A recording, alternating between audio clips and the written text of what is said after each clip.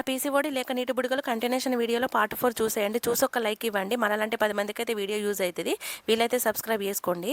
ఇక నా పీసీఓడి గురించి కంటిన్యూ చేస్తే కానీ నా తిండి గురించి అయితే కొంచెం చెప్తే చూసేయండి. ఎందుకంటే తిండి మీదనే కదా మెయిన్ పీసీఓడి డిపెండ్ అయి ఉంటుంది. నా లెక్కల తింటోళ్ళు ఇంకా కొంతమంది ఉండే ఉంటారు. వాళ్ళకైతే ఈ వీడియో తప్పకుండా యూజ్ అవుతుంది. ఇక నా స్టడీ 4 ఇయర్స్ హాస్టల్లో అయిపోయింది కదా. హాస్టల్ తిండి ఒంటికి మంచిగా పడ్డది అన్నట్టు. ఇక నాకు ఇంటి దగ్గర తిండి కూడా మంచిగా పట్టేది. ఏది పడితే అది మంచి కడుపు నిండా తినేదాన్ని.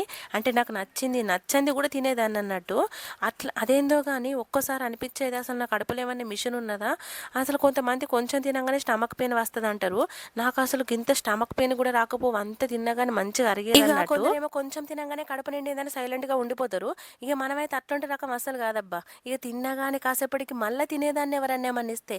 అంటే నా కడుపు ఎలాస్టిక్ లెక్కల సాక్కుంటూనే ఉండేదన్నట్టు. నువ్వు తినుకుంటూనే ఉండనే సాక్కుంటూనే ఉంటా, డోంట్ వరీ, తర్వాత నీ సంగతి చెప్తా అనుకునేది కావచ్చు. అదేందో కానీ ఎంత తిన్నా నా కడుపు అస్సలు నిండకపోతుండే. కంటిన్యూషన్ అయితే చూసేయండి.